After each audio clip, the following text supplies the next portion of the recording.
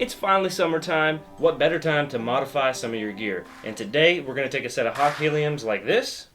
Look at this.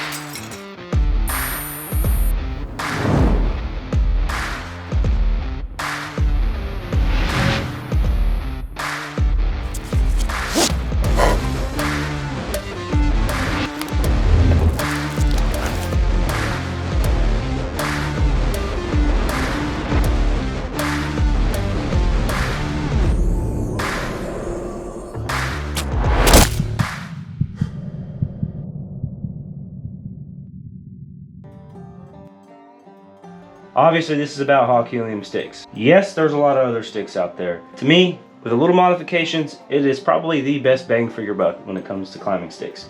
So that being said, before we get started, number one, huge disclaimer, obviously anything you do to any of your gear, you are taking a risk. Nothing in this video today has been third-party tested or laboratory tested. This is all purely my modifications that I've made. And I'm not encouraging you to do it. I am just showing you how I did what I did and any other options out there that I didn't do. This here was the first set of Hawk Helium steps that I purchased. Just so big, so bulky. I wanted something a little bit more compact. The rope mod always, I think I did with the static rope, it always seemed to stretch and I had to readjust and retie and it just was a pain in the butt. So I wanted to go to something a little bit more streamlined, and I ended up making these here. This was my first set that I really went to the extreme and modified. Biggest thing that I did not like about the originals was the fact how they stacked. And Hawk kind of came up with a design that they have on their sticks now with the suction cups. It eliminates this, but see the wobble. This was, all my modifications was pre-suction cups, that now they come with the Versa buttons and stuff like that due to people doing a lot of these modifications. But I still am not a suction cup fan, and here's why. They make the stick stand, like I'm all about, weight isn't the biggest thing to me. I'm all about packability and size. I don't really care about how much it weighs. Here's them side by side. I mean, you're talking a half of an inch in between these. These probably have 3/4 of an inch in between each one. I mean, quite of a bit of difference there. I mean, when it comes to weight, big difference. Not to mention that the straps that came with these originally, with that big bracket on the front, was just ridiculous. So I decided to cut these down. Originally I had a Versa button on here. Then I went to something that didn't stick out near as far to give me the stackability. So, and then I went to, I used the Versa Light, I think it's the Versa Light, the tethered Versa Light strap or whatever it is, the 1-inch webbing. It's awesome. It didn't stretch, didn't give, it gripped well on the tree, but it was a pain in the butt to separate. I tried to convince myself because it was just a lot safer of a method, or at least I felt that way. But I went to daisy chains this past year. I loved them, but I just didn't like that, not having that cinchability. And I have been coming up with a way of using this, which was partially the design for this, was to use it somewhat like a boat cleat. Now that Tethered released their one stick, it's kind of similar. I know you guys, that's probably what that resembles. I know I'm not going to go and spend $120 a stick, even though it's worth it. Those sticks are well built, they're legit. Not taking anything away from them, but some people just can't afford that. You know, for the money, can't beat it. Let's go cut these down. Well, the first thing I do when I start a set of these sticks is I go with my 10mm wrench and I break loose all these bolts on the back side. After I get done breaking them loose, I flip it over with my drill and my wrench and I run these bolts out of here, these Allen heads. Very carefully. When you pull these out, you're going to have plastic washers in between the steps and the stick. When you pull this out, make sure you got both plastic washers and both metal washers and your nut and bolt. It's always best to keep a nice container, preferably with a lid handy to throw all this stuff in so you don't end up losing it. Put your steps aside and complete the process. What I always like to do is I like to do one complete stick before I do the rest, because if there's anything that I need to change, I'm only replacing one stick. I still have 2 good sticks. I like to take this portion at the standoff. The standoff was separate on the bottom, below your steps. So to shorten these sticks up even more, I went ahead, moved that standoff directly underneath these bolt holes. The bolt holes for your standoff. And I centered everything up as good as I could, clamped it all down, and I drilled these holes through in the standoff. So after already having one of these to go off of that I've already done, I'm gonna pull my measurement, and I'm exactly 1 inch from the center of these holes. So I'll take my scribe tool and I'm gonna go exactly 1 inch from those holes. I'm gonna scribe a mark and then measure up. That's 1 1/4 inches. A little over 1 1/4 inches.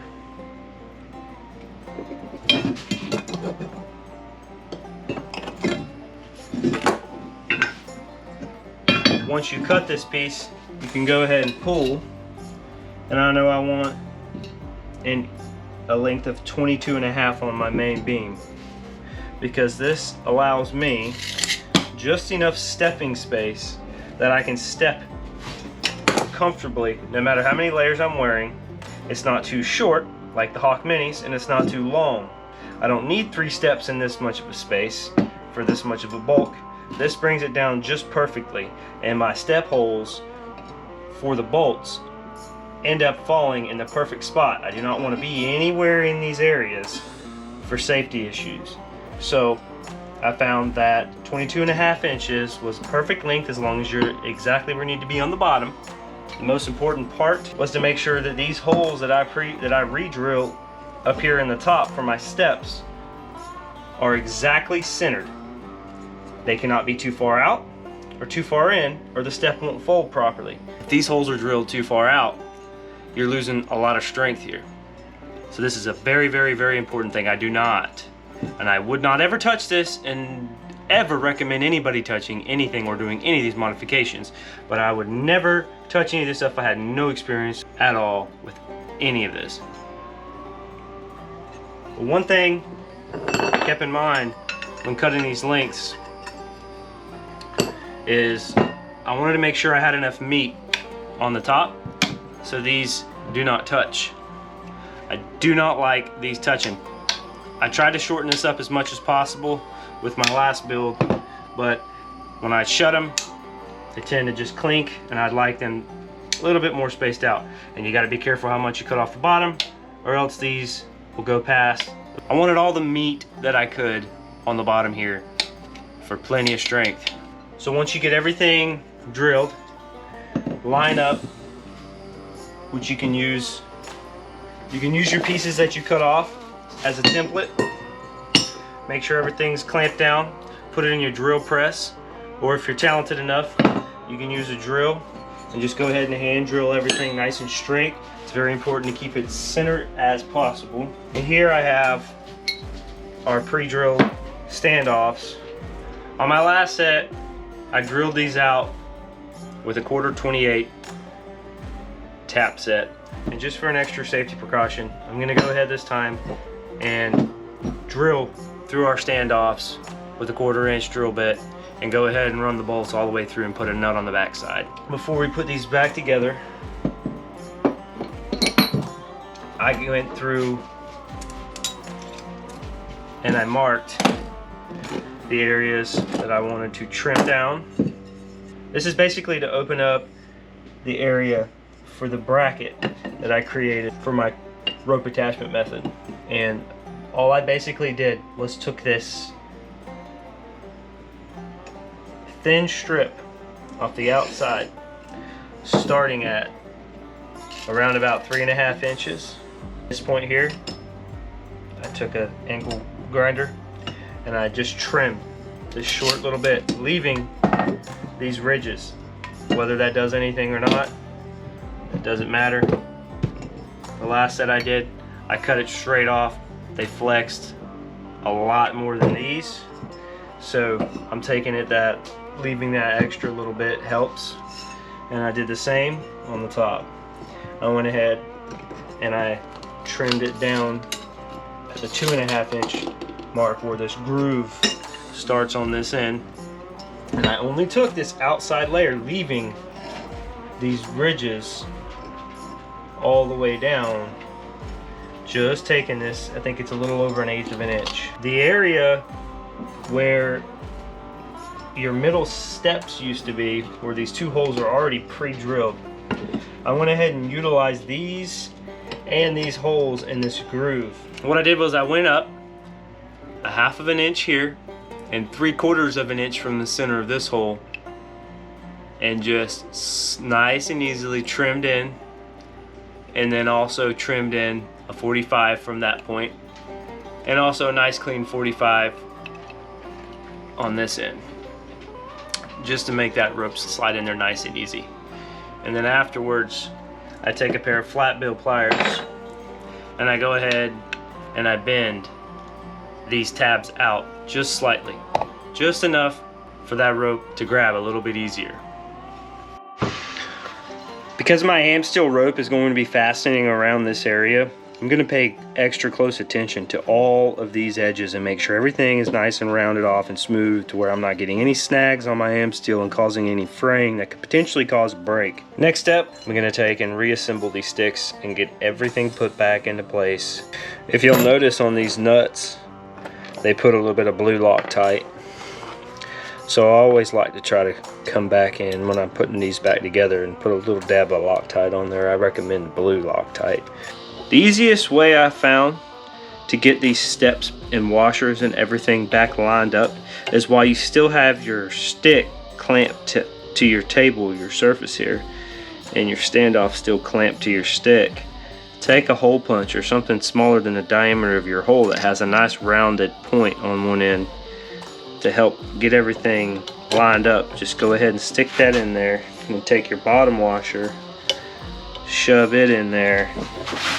Take something flat like your square here that you can push that bottom washer up underneath your step, and then once it gets close, you can take your hole punch, get everything nice and lined up, and take your bolt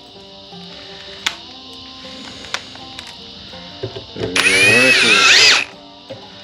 Now once I get everything tightened down and I make sure there's no more burrs left for the rope or anywhere else, any sharp other corners, is I'll take some 150 grit sandpaper and I'll just briefly kind of brush over the areas that still have paint. And then I'll take a little bit of acetone or some alcohol and I'll just lightly wipe that dust off of there. Next, what I'll usually do is I'll hit up all the bare metal aluminum areas with a little bit of fast drying primer. You can paint the whole thing if you wanted, but I just usually focus on the bare spots because it's already got a coat on there. While we're waiting on that primer to dry, I'll show you what I usually do next. I've been using this quite a bit, and this is the Rust-Oleum underbed coating. I do not notice any difference in the weight with this stuff on here, and honestly, it's functional as it is. I really don't mind it. One thing you can notice here, this one here's just got paint. Stacking them up makes quite a bit of noise. And this is with the rubber coating. No clanking, no metal to metal.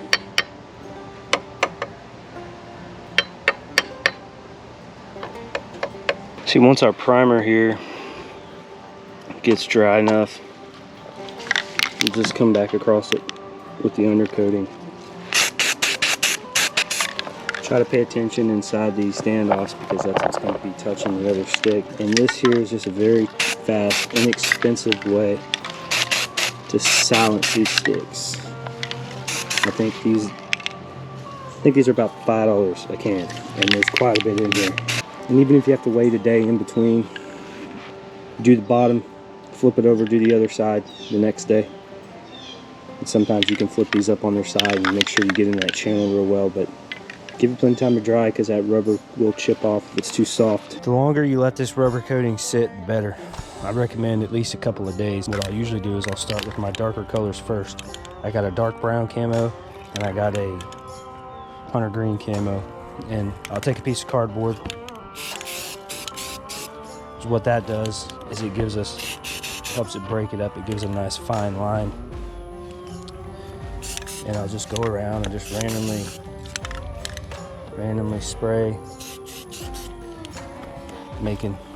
just trying to break it up. A lot of times I'll take, I'll take this mesh, lay it over top, and that puts a little bit more design on there, help break it up a little bit. So next step, take your lighter color. You like this tan color. Spray a good little bit on there. Take your sea sponge or a brush with a little piece of rag, cut a little piece of rag off of it. I'll just kind of lightly tap around, kind of resemble oak tree bark. Like I said, don't be afraid to mess up. You can always go back and touch it up. We don't make mistakes. We make happy little accidents.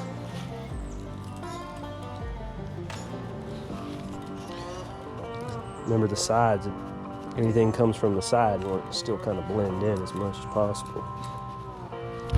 Oh dear, seeing them sticks.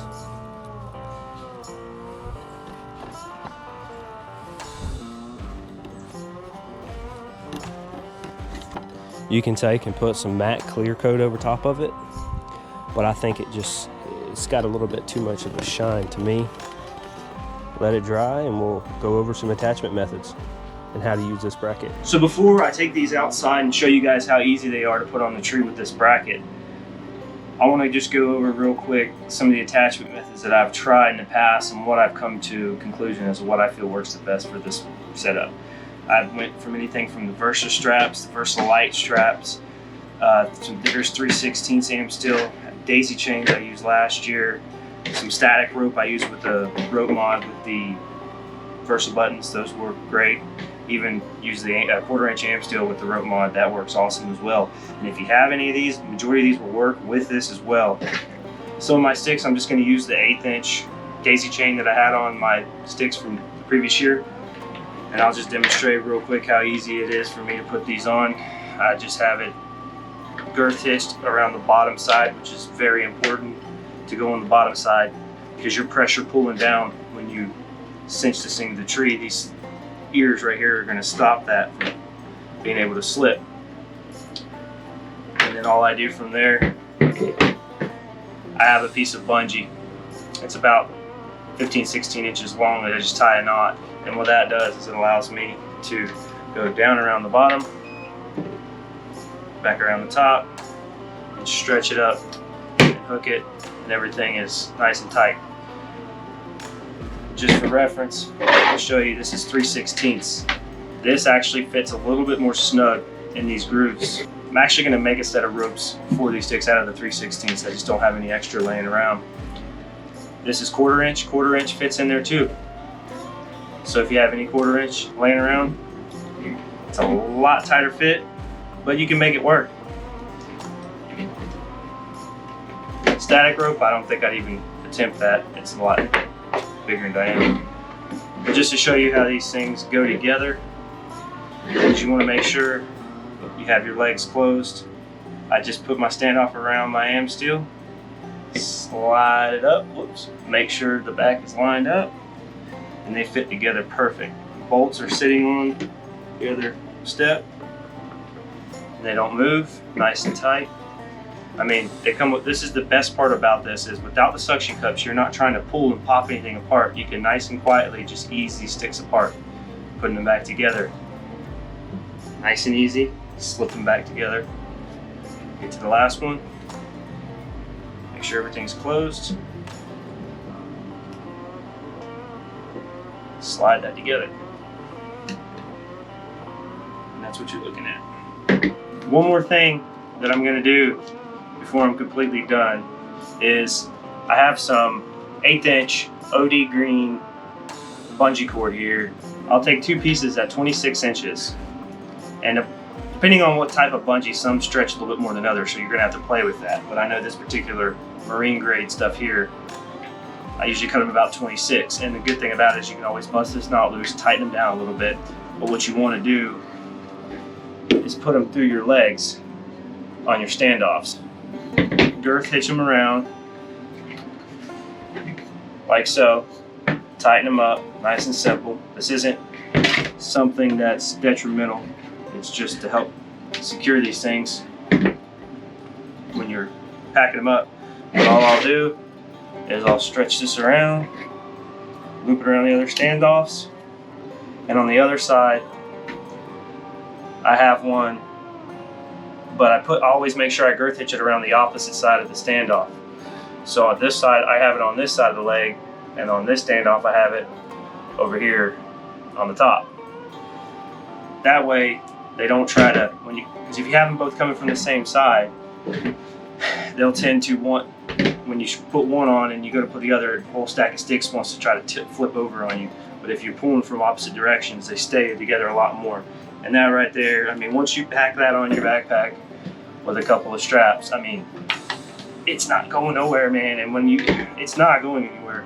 And the best part about it is when you get to the woods and you do get ready to set up, it's just as simple as pulling that bungee, and your bungee can't get lost. It's right there, as long as you have it girth hitched around there good enough. Sometimes you might have to loop it around there a couple of times to make sure that doesn't happen. Pop your other bungee off, and when you unstack them, no noise. Set them aside. No noise. Set them aside.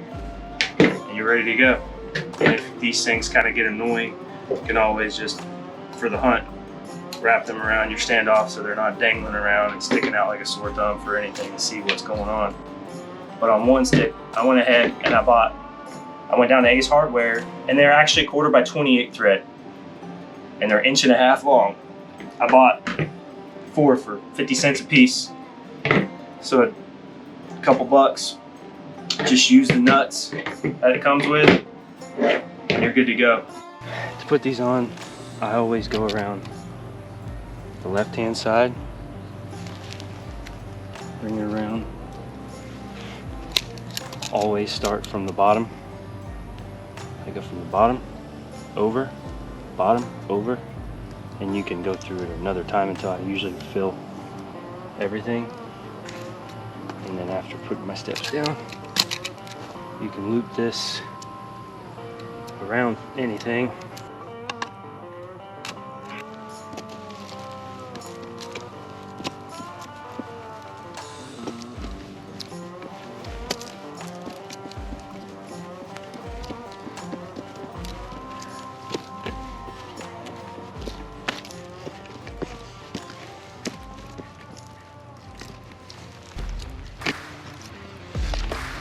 Well, that pretty much wraps it up for this video. And if you found any value in this at all, please do not hesitate to smash the like button and drop a subscription.